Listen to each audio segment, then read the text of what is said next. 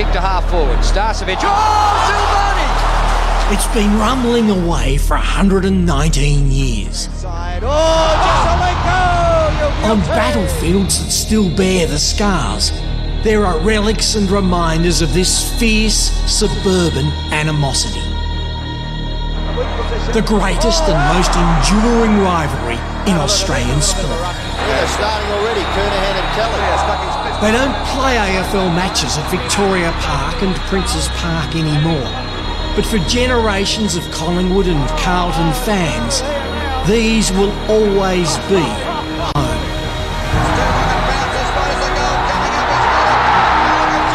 The rivalry has transcended every level of society.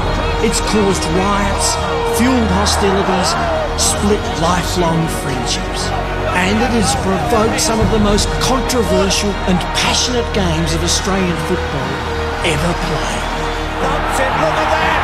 It's home! If any contest can bring emotions to the boil and engross a city, that's Carlton and Collingwood.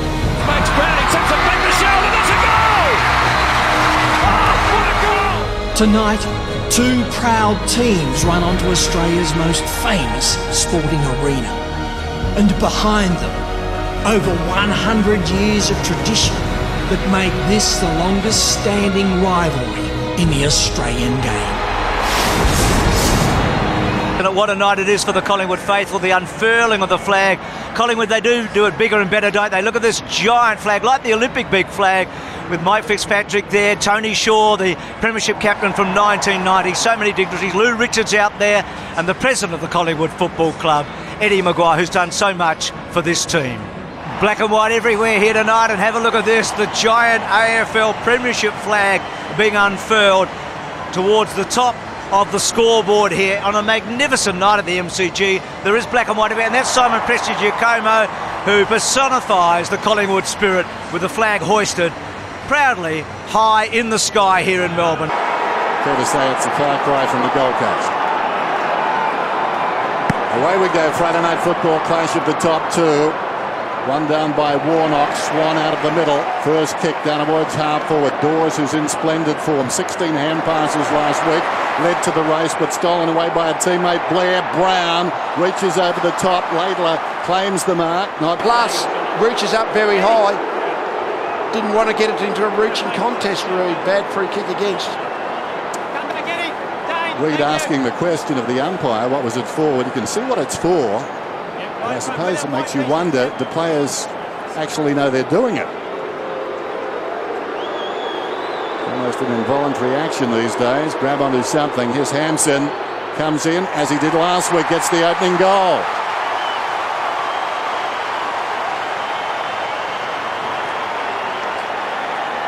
We've often thought, how do you approach Career Blair's had so far.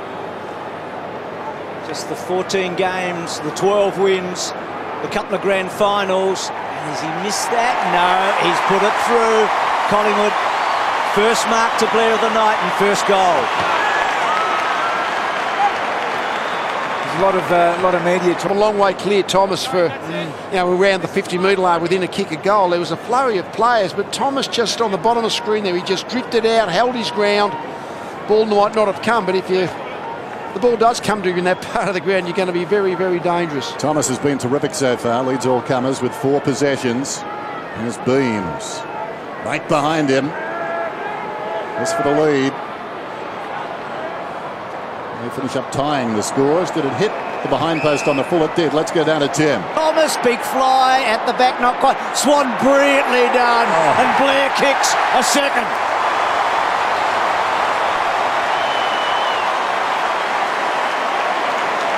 Just needed to have more of a presence out the back there. He completely. It might have been young Watson, but when Brown came and did the ruck work, he can kick a goal, the big guy. Clever play, Didac. Phil knew he was there, and Collingwood get their third. And that magnificent vision by Judd. He'd worked himself into trouble, and he found the only Carlton player within kicking distance who had a little bit of space. In fact, that vision there is exactly how you break down the Collingwood press down the other end of the ground. Yeah, move. And Dane Swan, a few uncharacteristic errors in the last few minutes. Dropped a mark on the outer side, a couple of fumbles. Well, could pay for that here. Simpson goes at right angles initially and bends it back. That's a beautiful kick. Through it goes. Great 5 minutes by the Blues. Out of the middle, Swan, high ball. They'll compete right on the 50, off hands. Falls down to Blair. He's been very valuable in this term. Goes to Cloak, to Pendlebury, 60 metres out. Hooks it down towards the pocket. Getting back is Beams. Beams plays on to Didak. Opens up the goals for the left footer, puts it through.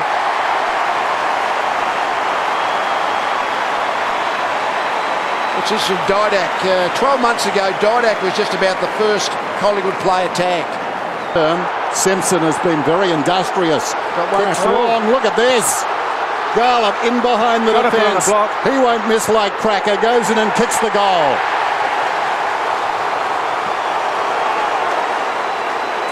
Just happens every now and again when the Collingwood defence presses up into the middle of the ground. Every now and again, a forward will get back in behind, and that's what we saw then with Garlett. Unfortunately, hard to do that half a dozen times a game if you can do it once or twice. But that's the kind of percentages that the Collingwood defence have to live with, although they might be thinking exactly who got so far away. Well, they had to fight pretty hard for it. We saw Jamison farm the ball out in a contested situation to Chris Judd. Chris Judd had to work hard for it, but won the ball in the contest. Looking at the contested possession tally, 35 to Collingwood at the moment, 33 to Carlton. So the game is ebb and flowing with that tally specifically.